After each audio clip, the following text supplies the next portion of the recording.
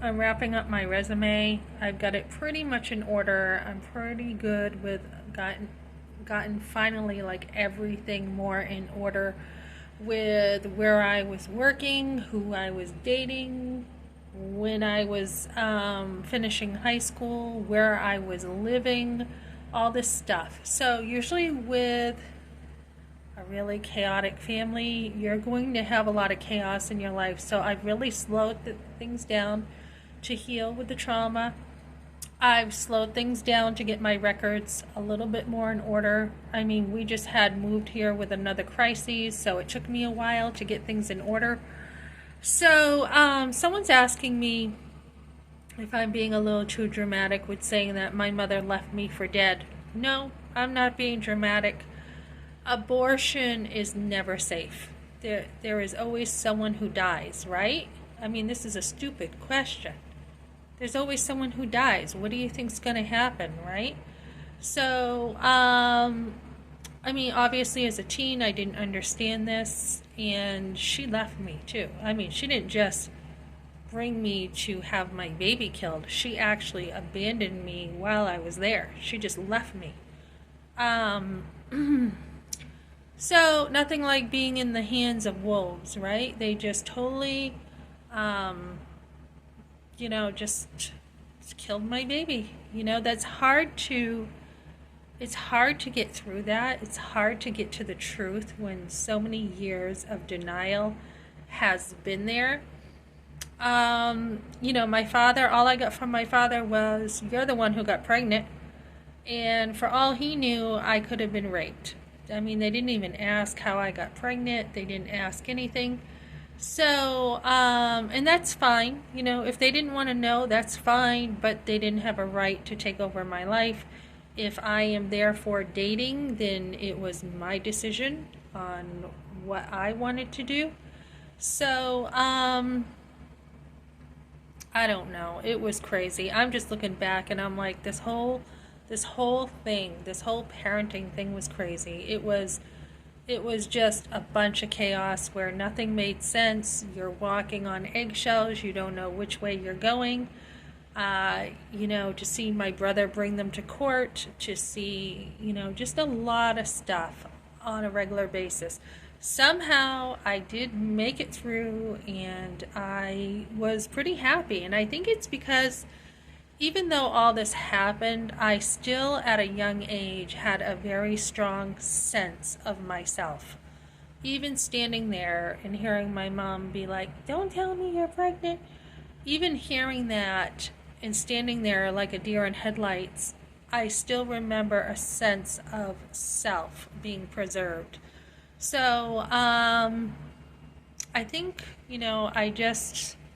I don't know, I was just so introverted as a kid and so inward and so shy. I was a late bloomer, definitely, with a lot of stuff. So I think I just had like my own rhythm and my own, drum beat, so to say.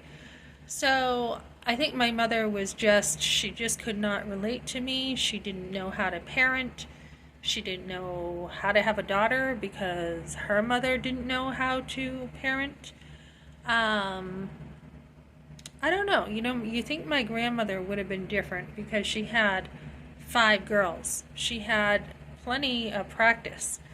And even with me, with my grandmother, although when I was little she brought me fur clothes, she brought me baby does this, baby does that, Raggedy Ann doll, Barbies, all that stuff. You think by then, as a grandmother with 5 daughters, she would know how to raise girls.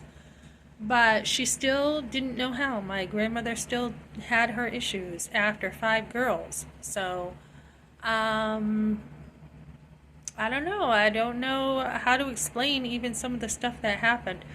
But somebody said on here, "Don't you think you're being dramatic?" No, not at all. I mean, I don't know why we even have such a word as safe abortion. So I lost either a little girl or a little boy, and I was left there. I was left there as a pregnant woman, with my baby being killed. I mean, I don't know why somebody didn't do something.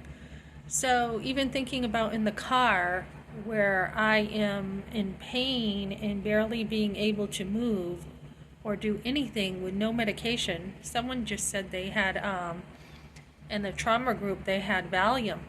I didn't have that. I didn't have anything. 3 months along with nothing. So I just can't, I just cannot fathom sitting there with somebody who needs medical attention and you're just sitting there doing nothing. You're just sitting there and let them suffer. I mean, it should be against the law, right? Like we see these people who need help and people are videoing it instead of helping them, right? It should be a natural instinct when someone's in pain that, oh my goodness, what can I do to help you? You're choking. You can't breathe. What can I do? Let me help you.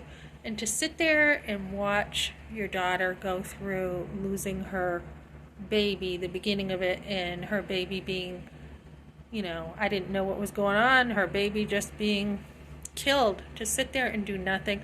I just don't really know anything more cold-hearted in my life. I don't understand how somebody can do that to a person you don't even know.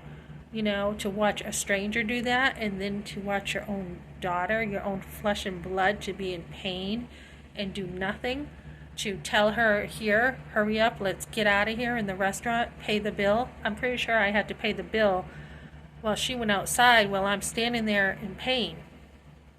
By the time I got to the car, it was worse. It was much worse. So I don't know what to say. I really don't. I saw a girl once at Planned Parenthood in Manchester. She couldn't walk when she got out of there. It looked like the father and the boyfriend were helping her. She had her arms around both of them, helping her walk. And I mean, I don't even know how I walked home after what happened. I don't know how I managed to go to gym the next day like nothing happened. I don't even know what I did in gym class that day. So I think it's pretty cold. I honestly do. And I don't think it's over dramatic to say you left me for dead. I mean, geez, nothing like caring about your own flesh and blood, right?